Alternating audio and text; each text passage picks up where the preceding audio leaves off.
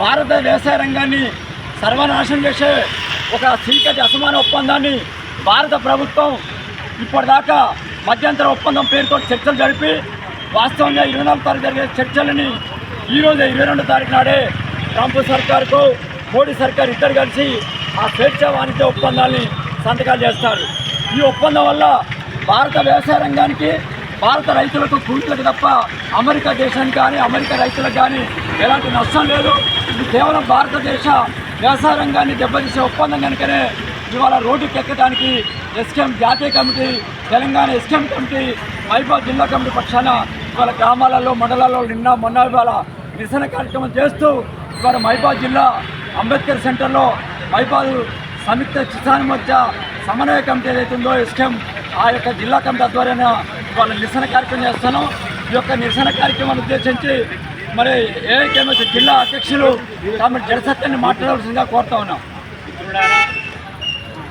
అమెరికాలో ఉన్నటువంటి ట్రంప్, అదేవిధంగా భారతదేశంలో ఉన్నటువంటి మోడీ, వీళ్ళు 24వ తారీఖున స్వేచ్ఛ వాణిజ్య ఒప్పందాల మీద సంతకాలు చేయడం కోసం ప్రయత్నం చేస్తున్నారు.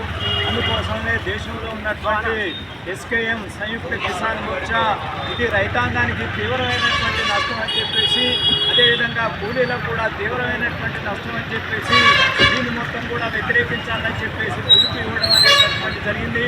ఎందుకంటే అమెరికా దేశంలో అక్కడ మరి ప్రతి పంటకు కూడా సబ్సిడీలు అనేటటువంటిది విపరీతంగా ఇచ్చేటటువంటి అవకాశం ఉన్నది.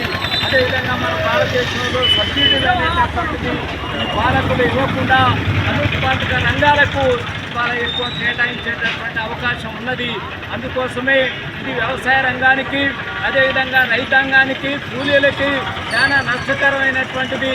అదేవిధంగా మోడీ ద్వారా కార్పొరేట్ శక్తులకు, అదేవిధంగా మిగతా వాళ్ళకి అనుకూలంగా వ్యవహరిస్తున్నటువంటి పరిస్థితి కనపడుతుంది. అందుకోసమే మోడీ కానీ, ట్రంప్ కానీ ఇవాళ భారత రైతాంగాన్ని, వ్యవసాయ రంగాన్ని సర్వనాశనం చేసేటటువంటి స్థితిలో 2020-21 సంవత్సరంలో ఏ విధంగా అయితే ఉద్యమం జరిగిందో ఢిల్లీ కేంద్రంగా, ఆ పద్ధతిలో మీ ఉద్యమం అనేటటువంటిది కొనసాగుతుంది. గ్రామాల్లో ఈ కార్యక్రమం జరగాలని చెప్పేసి ఎస్కేఎం పిలుపునిచ్చింది. అందులో భాగంగానే 20, 21, 22 తారీఖులో చేయటం అనేటటువంటి జరిగింది. అందుకోసం ఎస్కేఎం మళ్ళీ